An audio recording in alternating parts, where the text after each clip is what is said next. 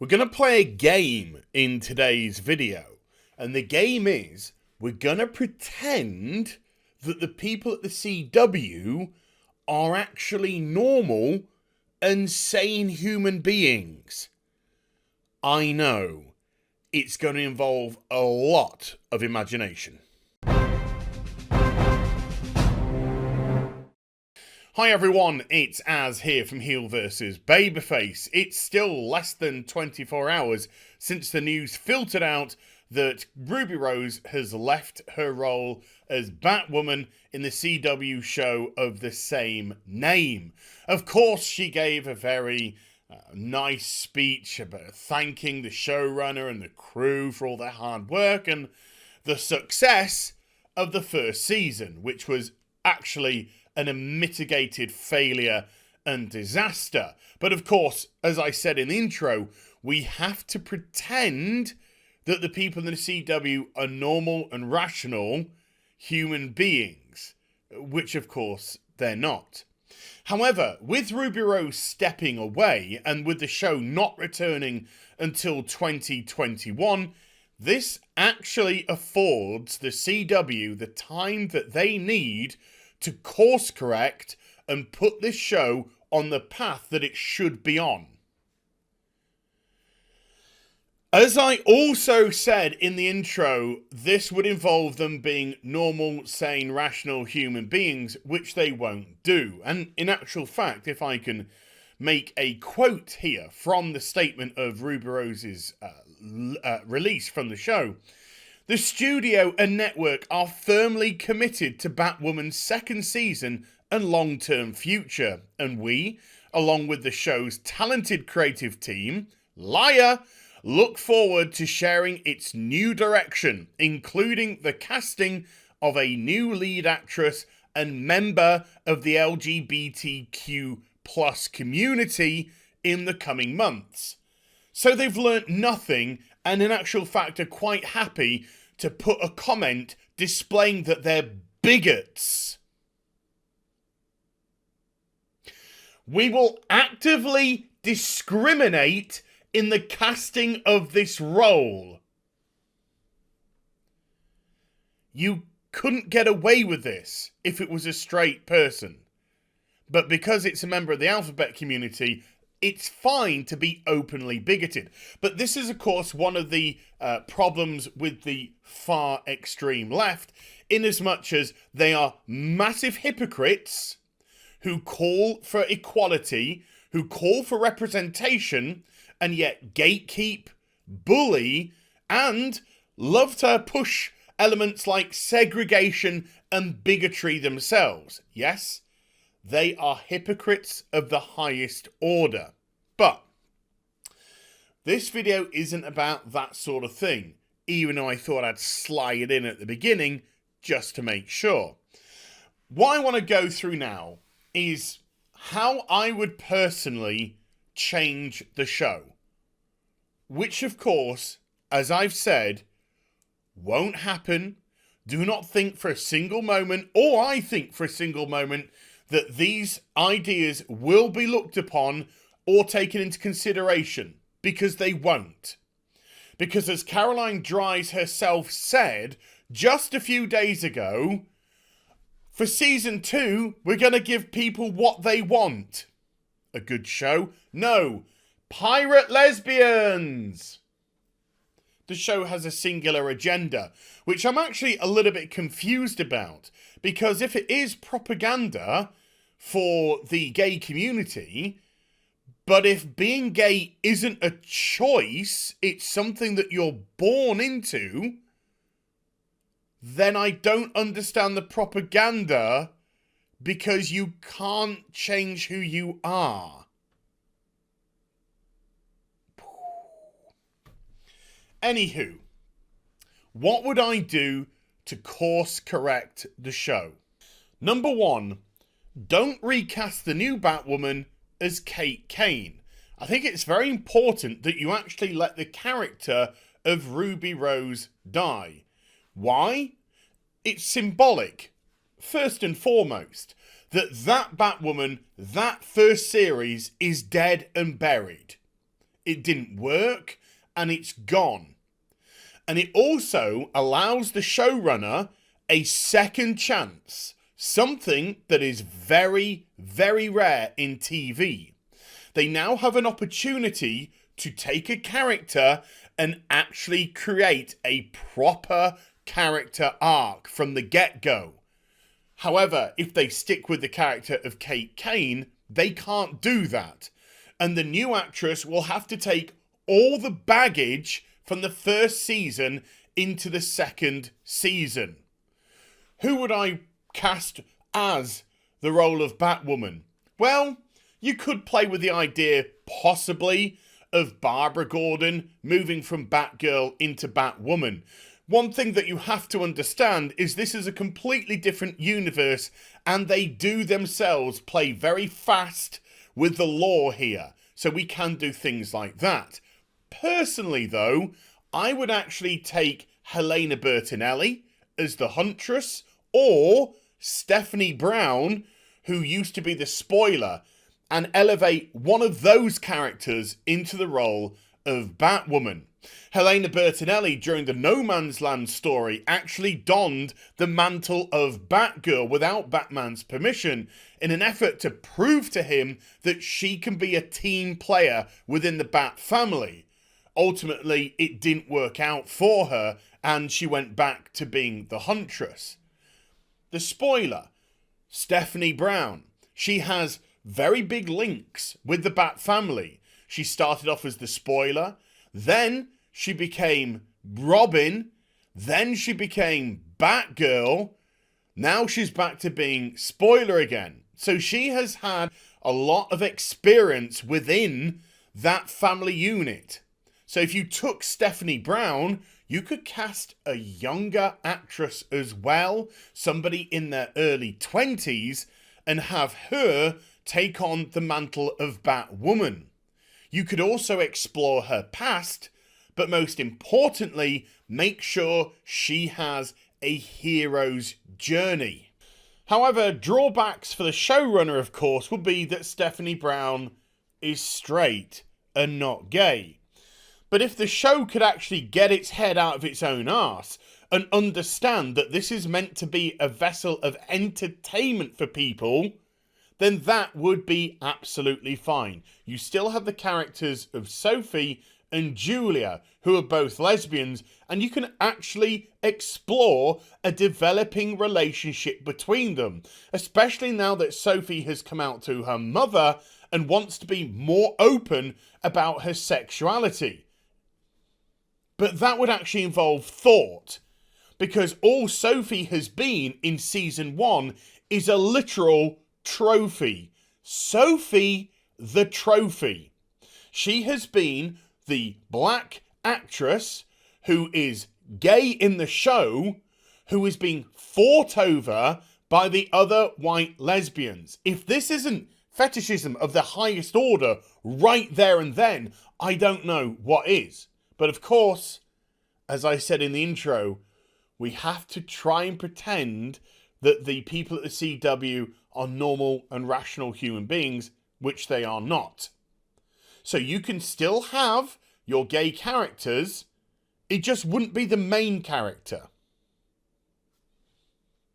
Why should it even matter? It shouldn't. But when you play the political identity politic game, this is the knots that you tie yourself in. Boost and define your supporting characters.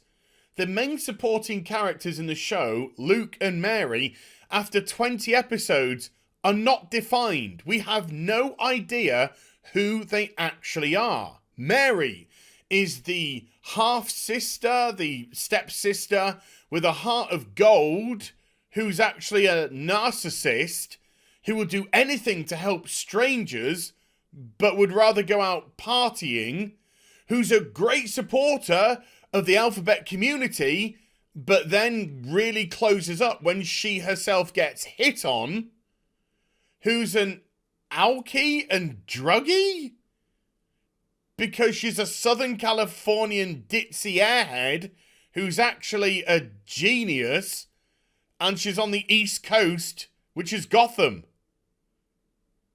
What the fuck is that? I'll tell you what it is. It's a CW character pretending to be Dr. Leslie Tompkins from the comics. And it doesn't work. They need to make Mary more mature. She has to actually act like an adult. Because that's what she is, not a child.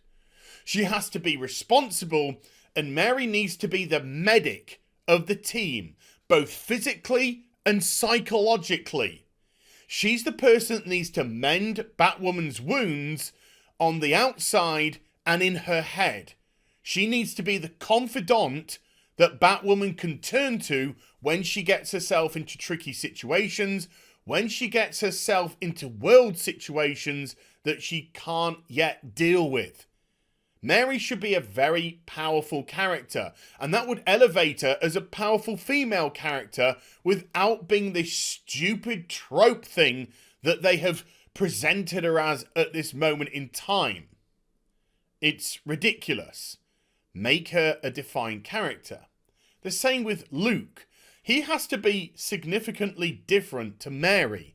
Every character must have their own voice. And one of the biggest problems in the CW is you've seen one show, you've seen them all. Because there's only one voice between pretty much all of the characters. Luke needs to be manned up. He's ballless. This is the person who will allegedly become Batwing. But at the moment, the guy is dripping soy out of every orifice. He has no balls. He has no courage. And the annoying thing is, the actor that plays him clearly has some acting chops. When they went to the alternative Gotham world, and he was Bruce Wayne's twink, maybe, and he was there with his shirt open and he just didn't give a toss about anything, he was really good. He seemed cool, he seemed in control, he seemed calm. That's the Luke Fox that should be in the show right now.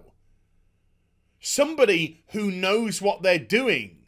This is the person which has been entrusted with all of Bruce Wayne's secrets when he left Gotham.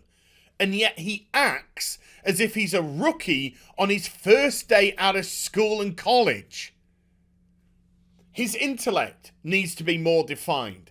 He needs to be the Bat computer. He needs to be the person that knows everything, that can upgrade everything, that can upgrade the suit, that can fick around with the gadgets. He needs to be all of that. He also needs to be the physical mentor for Batwoman. He needs to be the person that she spars with. He needs to be the person that can kick her ass. And he needs to be the person that she will ultimately surpass to become who she will be, which again is called the hero's journey. They are characters which can be repaired if the show would allow them to be. Explain things. Make things absolutely concrete and established.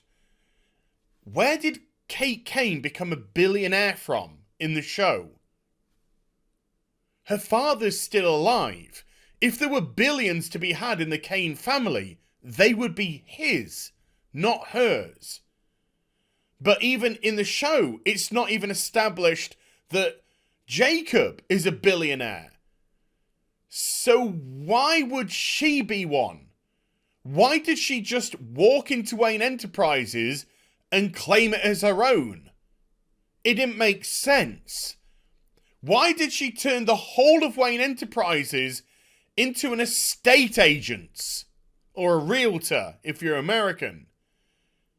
It doesn't make sense. Make things established. If you brought in a character like Stephanie Brown or Helena Bertinelli, then they wouldn't have billions.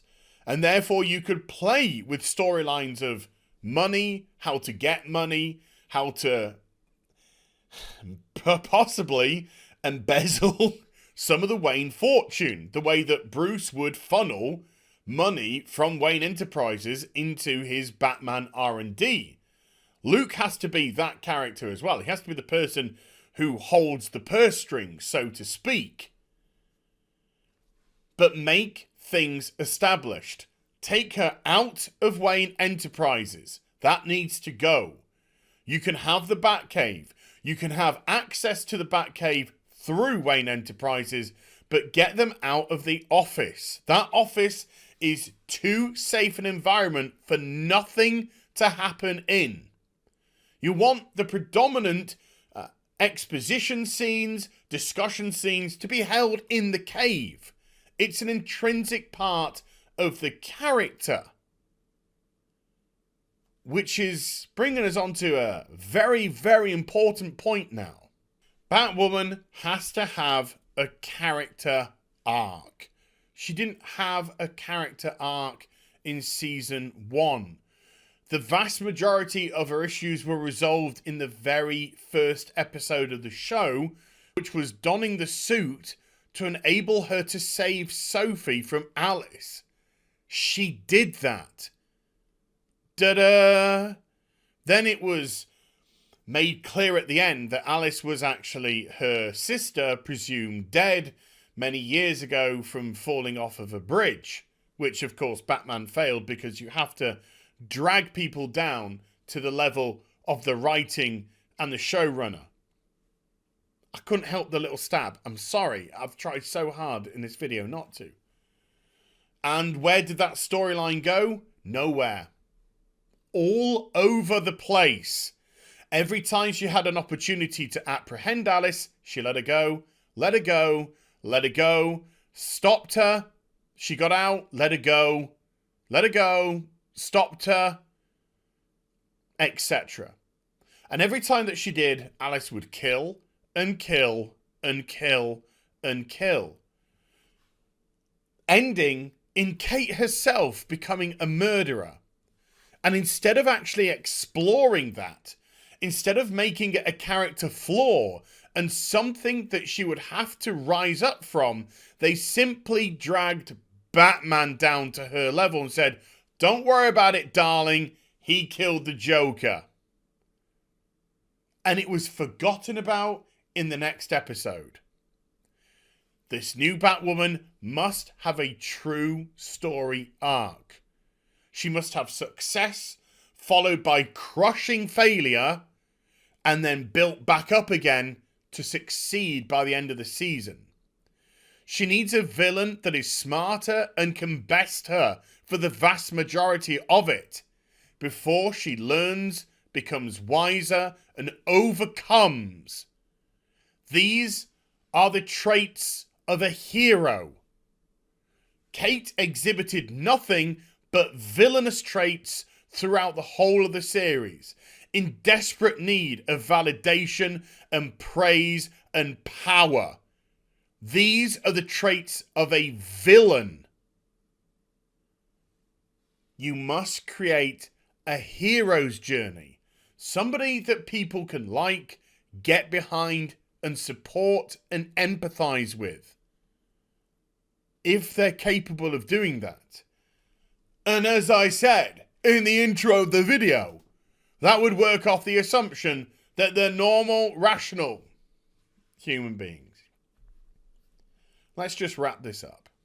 As I said at the start of the video, we all know this isn't going to happen. They have a perfect opportunity. They have a second chance, as I said, something which is so rare to come by nowadays. But they won't take advantage of it. Why? Because the showrunner and her writers, which are dog shit, by the way, utter dog shit, their whole purpose of the show is Batwoman is gay. That's where the plot starts and ends for them. They have nothing else apart from that. It's about how we can string along the Sophie storyline while at the same time making sure that Kate gets plenty of ladies because she, if you weren't aware, is super gay. Okay? This is why your show will always fail. Because you're working off the assumption that this is what people... I will correct myself. You're working off the assumption that this is what gay people want. They want to be shown in this manner. You have shown the LGBTQ plus community in a disgusting light. You have shown them to be vain, vacuous, power-hungry, psychotic. Do you think gay people want to be represented in that way? No, I don't think so. I don't think you have a clue about representation at all, which is bizarre considering Caroline's gay and a lot of her writers are also gay. If, and this is a big if, you can get over it, you will realise people don't care. And I know in your bubble, you love to play victim and you love to seize an opportunity to have that victimhood out there for everyone. Oh, we're so repressed. We're so repressed as we gatekeep. We're so repressed as we call for censorship. We're so repressed as we have all the outlets that we need to speak freely. We're so repressed even though we're gifted television shows with 20 episodes that say nothing whatsoever, that entertain in no manner. We're so repressed. You're so privileged is what you are. You are the epitome of privilege, and what you're doing with it is abusing it.